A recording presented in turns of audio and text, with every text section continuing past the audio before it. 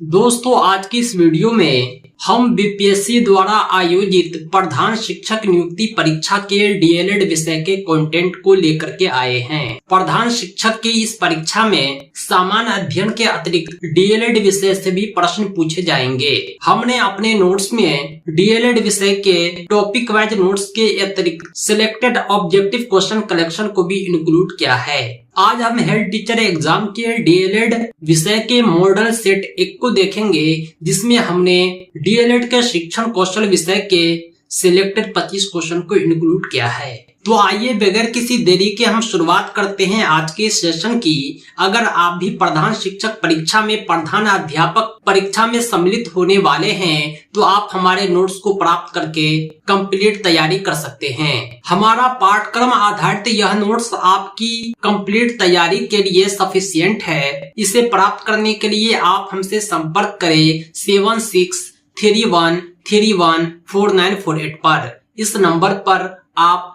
Call भी कर सकते हैं, व्हाट्सएप भी। आइए हम शुरुआत करते हैं आज के इस सेशन की। पहला क्वेश्चन है, किस मनोवैज्ञानिक के अनुसार विकास एक सतत और धीमी प्रक्रिया है? बहुत सारे मनोवैज्ञानिक ने विकास को अपने अपने शब्दों में परिभाषित किया है, लेकिन एक मनोवैज्ञानिक थे जिसका नाम था स्किनर।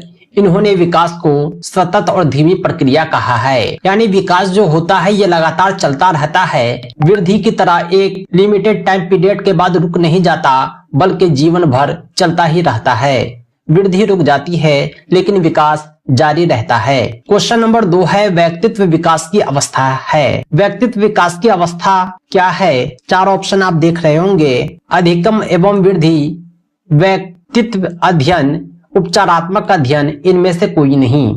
व्यक्तित्व विकास की जो अवस्था होती है अधिगम और वृद्धि होती है। सही जवाब है ऑप्शन ए। विकास में वृद्धि से क्या तात्पर्य है? तीसरा क्वेश्चन है, विकास में जो वृद्धि से तात्पर्य होता है आकार, सोच समझ के कौशलों में वृद्धि। नॉर्मली जो वृद्धि होता है वो सिर्फ शरीर के आकार में वृद्धि होता है, लेकिन विकास जो होता है व्यक्ति के सोच में, मानसिक क्षमता में, उसके अंडरस्टैंडिंग पावर में कहीं भी बढ़ोतरी विकास समझा जाता है। एक नाटे आदमी में भी विकास होता है, एक लंबे आदमी में भी विकास स्थिर हो जाता है। यानी विकास और वृद्धि दोनों एक दूसरे से अलग है, लेकिन विकास को हम वृद्धि मान सकते हैं लेकिन वृद्धि को विकास नहीं।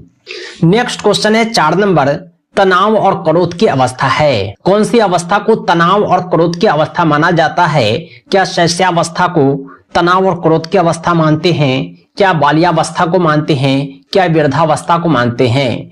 तनाव और क्रोध इन सब अवस्था में नहीं होता, बल्कि किशोरावस्था जो होता है काफी उत्तेजना का अवस्था होता है, इसमें तनाव और क्रोध पाया जाता है। नेक्स्ट क्वेश्चन है 5 नंबर, बालक का विकास परिणाम होता है। बालक का जो विकास होता है ये उसके वंशानुक्रम और वातावरण दोनों की अंतःक्रिया का परिणाम होता है। यानी सही जवाब हो जाएगा ऑप्शन सी। बालक का विकास उसके माता पिता पर भी डिपेंड करता है, उसके इन्वायरमेंट पर भी डिपेंड करता है जहां वह रह रहा है। आपने देखा होगा किसी खास क्षेत्र के लोग काले हो जाते हैं, किसी खास क्षेत्र के लोग गोरे हो जाते हैं, किसी खास क्षेत्र के लोग नाटे हो जाते हैं। ये सब वातावरण है। और वंशानुक्रम यानी लंबे बाप का बच्चा लंबा होता है, नाटे बाप का बच्चा नाटा होता है। छठा क्वेश्चन हम देख रहे हैं, शारीरिक विकास का क्षेत्र है। शारीरिक विकास का जो क्षेत्र है 4 ऑप्शन आप देख रहे होंगे। स्नायु मंडल को शारीरिक विकास का क्षेत्र माना जाता है। 7 नंबर क्वेश्चन है, श्याम पाठ पर लिखते समय सबसे महत्वपूर्ण क्या है? अगर कोई ब्लैक बोर्ड पर लिख रहा है तो क्या उसकी लिखावट अच्छी होनी चाहिए? क्या लेखन में स्पष्टता होनी चाहिए? क्या अक्षर का बड़ा होना जरूरी है? क्या अक्षर छोटा होना चाहिए? श्याम पट पर लिखने का जो स्किल होता है काफी इंपॉर्टेंट होता है एक टीचर के लिए। श्याम पट पर लिखते समय इस बात का आपको ध्यान होना चाहिए कि आपकी लिखावट अच्छी हो, साफ साफ हो। अच्छी लिखावट में ही आप लिखें। जब लिखावट अच्छी होगी तो लेखन में भी स्पष्टता आ जाएगा। यानी सही ऑप्शन जो है सुटेबल है, ऑप्शन ए है। 8 नंबर क्वेश्चन है, शरीर के आकार में वृद्धि होती है क्यों? शरीर के आकार में वृद्धि होती है यह शारीरिक और गत्यात्मक विकास के कारण होता है। शारीरिक और गत्यात्मक विकास के कारण ही शरीर के आकार में वृद्धि होती है। अगला क्वेश्चन है 9 नंबर, पियाजे के संज्ञानात्मक विकास के अनुसार संवेदी क्रियात्मक अवस्था होती है। पियाजे ने जो संज्ञानात्मक विकास का सिद्धांत दिया था उसमें जन्म से 2 वर्ष की आयु को संवेदी क्रियात्मक अवस्था माना था, क्योंकि इस अवस्था में बालक जो होता है काफी छोटा होता है, उसमें न मानसिक विकास की कमी होती है, उसमें शारीरिक विकास की कमी होती है। उसका जो विकास होता है केवल और केवल एक्टिविटी बेस्ड ही होता है। गतिविधि के आधार पर ही वे क्रिया करते हैं, आगे बढ़ते हैं। इसे ही कहते हैं संवेदी क्रियात्मक अवस्था। क्वेश्चन नंबर 10 है, निम्न में कौन सा कथन सत्य है? लड़के अधिक बुद्धिमान होते हैं, लड़कियां अधिक बुद्धिमान होती है, बुद्धि का लिंग से संबंध नहीं है, सामान्यतः लड़के लड़कियों से अधिक बुद्धिमान होते हैं। अगर हम चारों ऑप्शन को देखेंगे तो आपको समझ में आ रहा होगा कि बुद्धि का लिंग से कोई संबंध नहीं होता। जरूरी नहीं कि लड़के बुद्धिमान हो या लड़कियां। बुद्धि और लिंग यानी लड़के लड़की का होना आपस में किसी भी तरह से संबंध नहीं रखता है। 11 नंबर क्वेश्चन है, परामर्श का उद्देश्य है। परामर्श का उद्देश्य बच्चों का समझना, बच्चों की कमियों का कारण पता लगाना, बच्चों को समायोजन में सहायता करना, ये सब परामर्श का उद्देश्य होता है। अगर आप किसी को सजेस्ट करते हैं, सलाह देते हैं, मशवरा देते हैं, ये आप तभी देंगे जब उसकी कमियां आपको पता हो। ये आप तभी देंगे जब आप किसी एनवायरनमेंट में उसे एडजस्ट करना चाहते हो या आप बच्चे को समझना चाहते हो। यानी ऑप्शन डी जो होगा सही होगा। नेक्स्ट क्वेश्चन है, बच्चों में नैतिकता की स्थापना के लिए सर्वोत्तम मार्ग क्या है? बच्चों में नैतिकता की स्थापना के लिए सबसे जो बेटर होता है वो ये है कि एक शिक्षक का आदर्श रूप में व्यवहार करना। अगर एक शिक्षक आदर्श रूप में छात्रों के साथ व्यवहार करते हैं तो शिक्षक का जीवन उसके लिए एक दर्पण बन जाता है। यानी शिक्षक की नैतिकता ही उसके नैतिकता का सर्वोत्तम मार्ग बन जाता है। सही जवाब है ऑप्शन बी। अब हम बढ़ते हैं नेक्स्ट क्वेश्चन की ओर। 13 नंबर क्वेश्चन है, शिक्षा में फ्रोबेल का महत्वपूर्ण योगदान था, किसका विकास? फ्रोबेल ने जो सिद्धांत दिया था उसमें खेल आधारित बच्चों की शिक्षा से संबंधित था। यानी फ्रोबेल का योगदान था किंडरगार्टन का विकास। अगला क्वेश्चन है, एक अच्छा अध्यापक विद्यार्थियों के मध्य बढ़ावा देता है।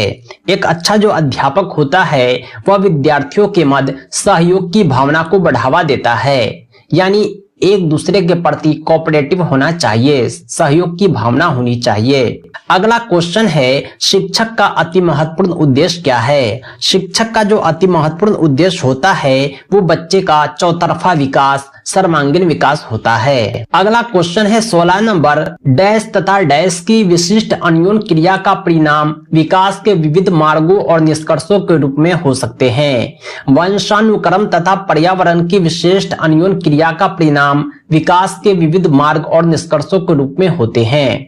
नेक्स्ट क्वेश्चन है 17 नंबर, भारत सरकार की कंप्यूटर आधारित अधिगम प्रक्रिया के माध्यम से छात्रों को सिखाने के लिए आईटी स्कूल योजना की शुरुआत कब होती है? भारत में आईटी स्कूल योजना की शुरुआत 2004 में होती है। इसका उद्देश्य स्कूलों में कंप्यूटर शिक्षा का देना है। नेक्स्ट क्वेश्चन है 18 नंबर, 6 से 14 वर्ष की आयु के बीच बच्चों को एक मौलिक अधिकार के रूप में मुफ्त और अनिवार्य शिक्षा देने के उद्देश्य से सर्व शिक्षा अभियान की शुरुआत कब होती है? SSA सर्व शिक्षा अभियान की शुरुआत 2001 में होती है। नेक्स्ट क्वेश्चन है, स्तरीय गुणवत्तापूर्ण शिक्षक के शिक्षा के लिए पाठ्यक्रम ढांचा राष्ट्रीय अध्यापक शिक्षा परिषद द्वारा कब निकाला गया था? सन 1998 में राष्ट्रीय अध्यापक शिक्षा परिषद द्वारा शिक्षा के लिए पाठ्यक्रम का ढांचा निकाला गया था। अगला क्वेश्चन है 20 नंबर, निम्नलिखित में से कौन सा महत्वपूर्ण प्रभाव शिक्षण की प्रभावकारिता पर निर्भर करता है?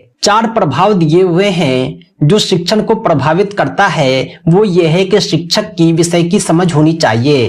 प्रत्येक शिक्षक को अपने विषय की बेहतर समझ होनी चाहिए, तभी ये शिक्षण प्रभावी होगा। शिक्षक की योग्यता से, शिक्षक की लिखावट से, विद्यालय की संरचना से शिक्षण प्रभावी नहीं हो सकता। शिक्षक के अंदर विषय को बेहतर तरीके से पढ़ाने की जो क्षमता है वही शिक्षण को प्रभावी कर सकता है। 22 नंबर क्वेश्चन है, यदि बुलाए जाने पर कुछ छात्रों के माता पिता अभिभावक आकर शिक्षक से नहीं मिलते हैं तो शिक्षक को क्या करना चाहिए? अगर आप अभिभावक को बुलाते हैं पेरेंट टीचर मीटिंग में, अभिभावक नहीं आते हैं तो शिक्षक को चाहिए कि जाकर खुद उनसे मिले। अगला क्वेश्चन है, किसी पठन सामग्री को एक रूप में पढ़ना डैश पढ़ाई के रूप में जाना जाता है।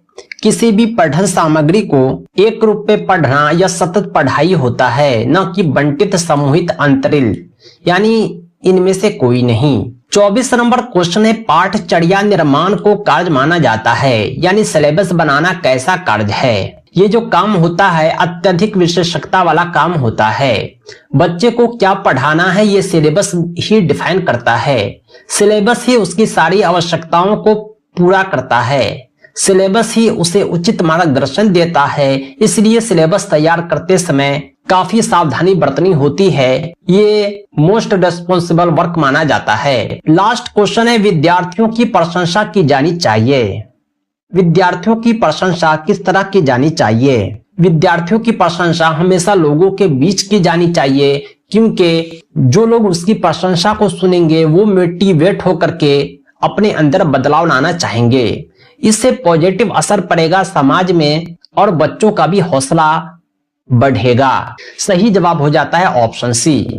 दोस्तों आज के लिए इतना ही। बीपीएससी प्रधान शिक्षक प्रधान अध्यापक नियुक्ति परीक्षा के संपूर्ण अध्ययन सामग्री के लिए आप हमसे संपर्क करें 7631314948 पर और प्राप्त करें पाठ्यक्रम आधारित कंप्लीट नोट्स, मॉक टेस्ट और हमारे प्राइवेट वीडियोज। आप हमारे नोट्स को पीडीएफ के अतिरिक्त प्रिंटेड भी मंगवा सकते हैं। पीडीएफ नोट्स आपके व्हाट्सएप पर और प्रिंटेड बाय पोस्ट आपके एड्रेस पर भेज दिए जाएंगे। तो दोस्तों आज के लिए इतना ही। बहुत बहुत धन्यवाद। Thanks for watching.